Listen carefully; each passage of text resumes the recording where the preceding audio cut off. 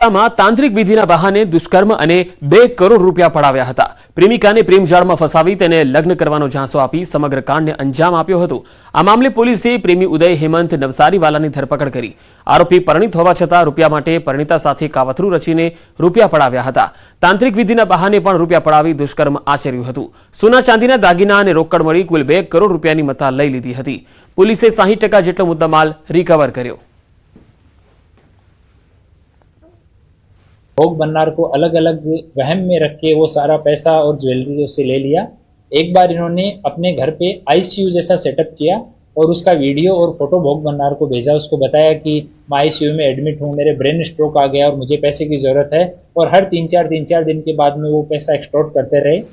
અરવલ્લી જિલ્લામાં પોસ્ટ ડોડાનો એક મોટો જથ્થો ઝડપાયો। માલપુરની ચોરીવાડ ચોકડી પાસે પોલીસે કાર ઝડપી 179 કિલોના કેફી માદક પદાર્થ સાથે એક વ્યક્તિની ધરપકડ કરાઈ।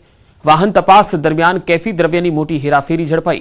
5.37 લાખની કિંમતનો 179 કિલો પોસ્ટ ડોડાનો જથ્થો જપ્ત કરાયો। માલપુર પોલીસે રાજસ્થાનના શખ્સની ધરપકડ કરી લીધી છે। જે અફીણનો છોડ હોય છે તેમાં ઓપિયમ અફીણનો રસ કાઢી લીધા બાદ જે રેસિડ્યુ અવશેષ વધે છે તેને પોસ્ટ ડોડા કહેવામાં આવે છે અને તે એનડીપીએસ એક્ટ હેઠળ પ્રતિબંધિત છે અને તેમાં મોર્ફિન, કોડેઇન, થીબેન જેવા નશાકારક તત્વો આવેલા છે।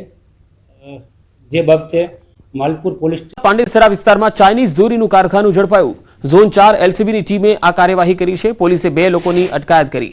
પાંડેસરાના મારુતિનગરમાં આ કારખાનું ધમધમતું હતું। પોલીસે કારખાનું સીઝ કર્યું છે। લાખો રૂપિયાની ચાઇનીઝ દોરીનો મુદ્દામાલ પણ જપ્ત કરી લીધો છે।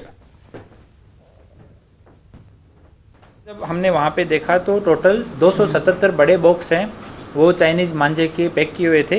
एक बॉक्स में 60 जितनी छोटी जो अपनी चरखी आती है वो एक बॉक्स में 60 जितनी थी, तो 5700 जितना इतना तैयार माल था। कुछ सामान वहाँ पे जो डोरी है वो बनी हुई वहाँ पे बिखरी हुई पड़ी है। पियादना हाथज गामे नकली दस्तावेजथी जमीन वेचाणनो पर्दाफाश थयो। वर्ष 1971 में अवसान पामेल व्यक्तिना नामे जमीनना दस्तावेज तैयार कराया। मृत व्यक्तिનું नकली आधार कार्ड बनावी करोड़ोनो सौदो थयो। नकली दस्तावेजथी गठियाओए जमीन बारोबार वेची दीधी।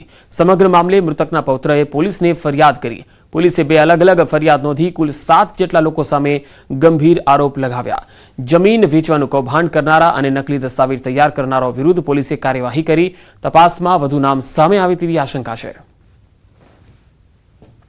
જેઠાભાઈનું જે મરણ લાંબા સમય પહેલા થઈ ગયું હતું તેમના બદલે હાથજ ગામના પીપલક ગામના એક જેઠાભાઈ બેચરભાઈ પટેલ કે જેઓ પણ અગાઉ મરણ પામેલા 2019માં એમના નામનું ખોટું આધાર કાર્ડ બનાવેલું અને એક વ્યક્તિ અલગ વ્યક્તિ કે જેની ઓળખ હજુ છતી થવાની બાકી છે એ વ્યક્તિને જેઠાભાઈ બેચરભાઈ પટેલ તરીકે ઉપસ્થિત કરી અને આ જે ફરિયાદીના દાદાના નામની જે જમીન છે એ જમીનનો દસ્તાવેજ કરી લેવામાં આવેલો।